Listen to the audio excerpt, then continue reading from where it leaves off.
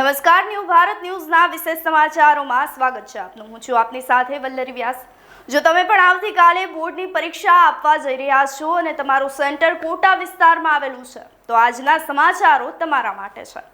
અમદાવાદમાં આવતીકાલે નગરદેવી ભદ્રકાળી માની ભવ્ય નગર યાત્રા નીકળશે, જેના પરિણામે અનેક રસ્તાઓ બંધ રહેવાના છે, પરંતુ વિદ્યાર્થીઓને હાલાકી ન પડે તે માટે ડીઓ દ્વારા ખાસ સૂચન કરવામાં આવ્યું છે। અમદાવાદની નગરદેવી ભદ્રકાળી માતાની ભવ્ય નગર યાત્રા આવતીકાલે ગુરુવારે સવારે 7 વાગ્યે નીકળશે।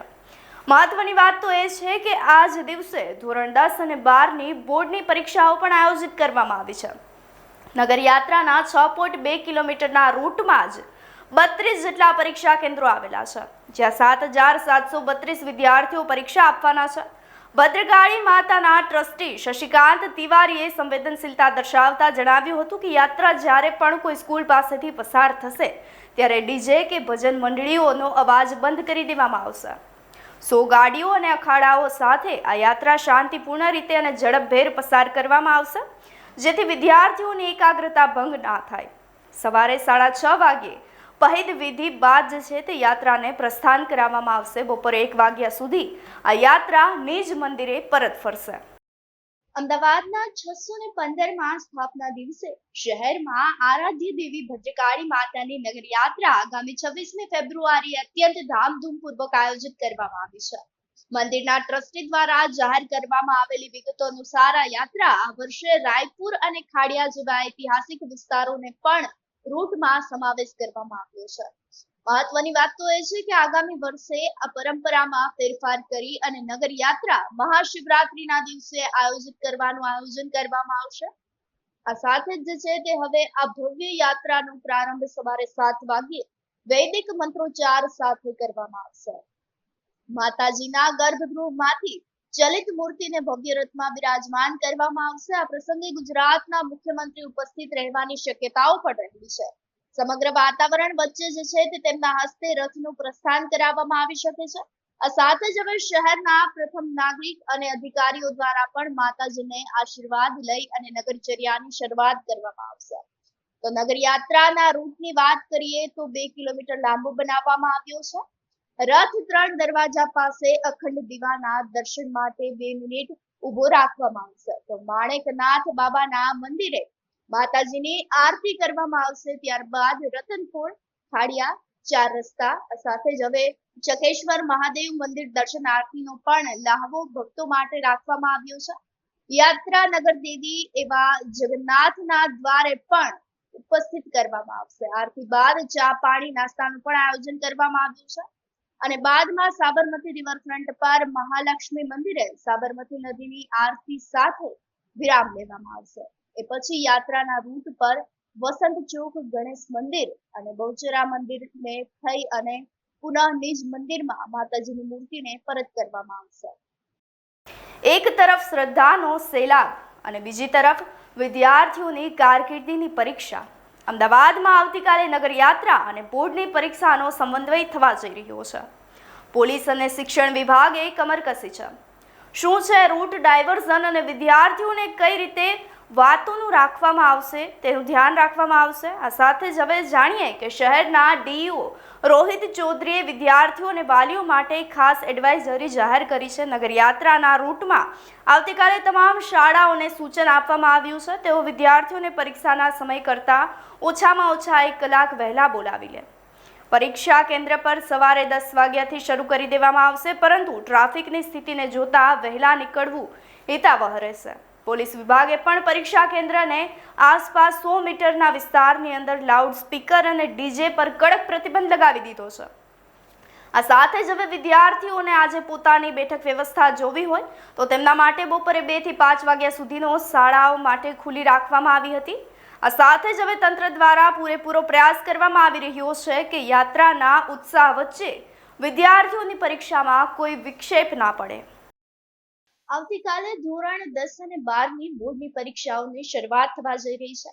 પરીક્ષાઓ અગાઉ આજે વિવિધ શાળા ખાતે વિદ્યાર્થીઓએ તેમની બેઠક વ્યવસ્થાની તપાસણી કરી હતી અને શહેરની અનેક સ્કૂલો ખાતે વિદ્યાર્થીઓએ તેમની નંબર અને બેઠક ક્રમાંકની પણ તે આચાર્યો સાથે સમજ આપવામાં આવી હતી। તો આવતીકાલે સવારે 9 કલાકે વિવિધ શાળામાં વિદ્યાર્થીઓને પ્રવેશ આપવામાં આવશે. 10 કલાકથી વિદ્યાર્થીઓની પરીક્ષાની શરૂઆત કરવામાં આવશે. બાળકોને પ્રવેશ પ્રસંગે મોટાભાગની શાળાઓ સાકર ખવડાવી, મોઢું મીઠું કરાવી અને તેમને શુભેચ્છાઓ પાઠવી, ફૂલ આપતી તેમનું સ્વાગત કરતી હોય છે.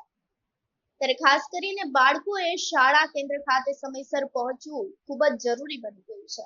ચોક્કસ સમય મર્યાદા પછી તેઓ શાળામાં પ્રવેશ કરી શકશે નહીં.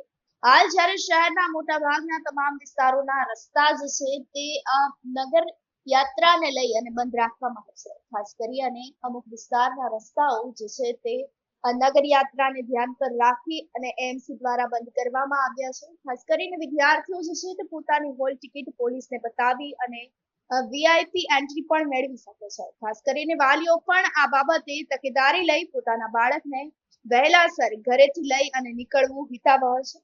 પરીક્ષા કેન્દ્ર નજીક હોય તેમ છતાં પણ કોઈ પણ કચાશ રાખવામાં ન આવે તેનું ધ્યાન રહે. ખાસ કરીને બાળકો સમયસર પહોંચે અને પોલીસ વિભાગ તેમની મદદે આવે તે પ્રત્યેક બાળકના ઉજ્જવળ ભવિષ્ય માટે અનિવાર્ય છે. પરીક્ષાના દિવસે જ ટ્રાફિક જામમાં ફસાવાનો ડર છે તો ગભરાશો નહીં. નગર યાત્રાના રૂટમાં આવતા 32 પરીક્ષા કેન્દ્રોના 7000થી વધુ વિદ્યાર્થીઓ માટે ખાસ વ્યવસ્થા કરાઈ છે. પોલીસ રોકે તો તમારે હોલ ટિકિટ બતાવવાની રહેશે. આ સાથે જ હવે તમારો પાસ પણ બતાવી અને જો વધુ વિગતો જાણવી હોય તો આ અહેવાલ જુઓ. તમારું પરીક્ષા કેન્દ્ર કોટા વિસ્તારમાં આવેલું છે. આ રૂટ નોંધી લેજો. 3 દરવાજા, માણેક ચોક, ગાંધી રોડ, આ સાથે જ ખાડિયા અને રાયપુર જેવા વિસ્તારોની અંદર રસ્તાઓ નગર યાત્રાને કારણે બંધ રહેશે. ટ્રાફિકમાં ફસાવવાથી બચવા માટે પોલીસે 4 વ્હીલના બદલે હવે 2 વ્હીલ અથવા તો રિક્ષાનો ઉપયોગ કરવાની સલાહ આપી છે. તો વૈકલ્પિક માર્ગ તરીકે વિદ્યાર્થીઓ નહેરુ નગર આ સાથે જ એલિસ બ્રિજ અને રિવરફ્રન્ટના રસ્તાઓનો પણ ઉપયોગ કરી શકે છે. સૌથી મહત્વની વાત તો એ છે કે જો રસ્તામાં પોલીસ તમને રોકે તો ગભરાવાની જરૂરિયાત નથી. તમારી હોલ ટિકિટ બતાવો. આ સાથે જ હવે તમે વીઆઈપી પાસમાં પણ ગણાવી શકો છો. આવતીકાલે સમગ્ર અમદાવાદની અંદર અમદાવાદના સ્થાપના દિવસની ઉજવણી થવા જઈ રહી છે. ત્યારે અમદાવાદની નગર દેવી માં ભદ્રકાળી નગરચર્યા પર નીકળવાના છે અને ખાસ કરીને ધોરણ 10 અને 12ના બોર્ડના વિદ્યાર્થીઓનું પણ આવતીકાલે પેપરની શરૂઆત થાય છે, પરીક્ષાની શરૂઆત થાય છે, જેને લઈ અને નગર યાત્રાના રૂટ પર આવતી તમામ શાળા પર જે છે તે વિદ્યાર્થીઓ સમયસર પહોંચી રહે તેને લઈને હવે જે છે તે પોલીસ દ્વારા ખાસ વ્યવસ્થા કરવામાં આવી છે. ગુજરાતના શિક્ષણ વિભાગ દ્વારા પણ જે છે તે 10મા અને 12મા બોર્ડની પરીક્ષાઓને લઈ અને તૈયારીઓને અંતિમ ઓપ આપવામાં આવી રહ્યું છે. વિદ્યાર્થીઓ પણ જે છે તે પોતાની પરીક્ષાને લઈ અને એડી ચોટીનું જોર લગાવી રહ્યા છે. ત્યારે જે છે તે અમદાવાદની અંદર ભદ્રકાળી માતા નગરચર્યા પર નીકળવાના છે. અમદાવાદના દેવી જેમને માનવામાં આવે છે, જેમને નગર દેવી માનવામાં આવે છે, તે આવતીકાલે ભક્તોને દર્શન આપવા માટે પોતે મંદિરની બહાર આવશે, જેને લઈ હવે જે છે તે તૈયારીઓ કરી લેવામાં આવી છે. આ સાથે જ જે છે તે રૂટ વિસ્તારની અંદર આવતી તમામ શાળા ખાતે વિદ્યાર્થીઓ જે છે તે સમયસર પહોંચી રહે તે માટે પણ પોલીસ દ્વારા વ્યવસ્થા કરવામાં આવી છે. આ સાથે જ વિદ્યાર્થીઓને પણ સૂચન કરવામાં આવ્યું છે કે પરીક્ષા કેન્દ્ર પર પહોંચવા માટે જે છે તે કલાક 1 વહેલા નીકળી જાય, જેને લઈ આ નગરચર્યા વચ્ચે જે છે તે વિદ્યાર્થીઓ સમય રહેતા પોતાના પરીક્ષા કેન્દ્ર પર પહોંચી રહ્યા. આ સાથે જ હવે જે છે તે મંદિરના ટ્રસ્ટીઓ દ્વારા પણ જે છે તે વ્યવસ્થા કરવામાં આવી છે. આ સાથે જ હવે મંદિરના ટ્રસ્ટીઓ દ્વારા પણ વિશેષ વ્યવસ્થા કરવામાં આવી છે. જે પણ સ્કૂલ પાસેથી માં ભદ્રકાળીની નગર યાત્રા પસાર થશે ત્યાં જે છે તે તમામ ડીજે આ સાથે જ સંગીતનો અવાજ બંધ કરી દેવામાં આવશે અને શાંતિપૂર્ણ માહોલની અંદર જે છે તે સ્કૂલના વિસ્તારમાંથી માં ભદ્રકાળીની નગર યાત્રાને પસાર કરવામાં આવશે. પોલીસ કર્મચારીઓને સૂચન આપવામાં આવ્યા છે કે હોલ ટિકિટ બતાવનાર વિદ્યાર્થીને પ્રાથમિકતા આપી અને રસ્તો કરી આપવામાં આવે. આયોજનબદ્ધ રીતે નીકળશો તો પરીક્ષા કેન્દ્ર પર સમયસર પહોંચી શકશો. આપ જોતા રહો ન્યૂ ભારત ન્યૂઝ.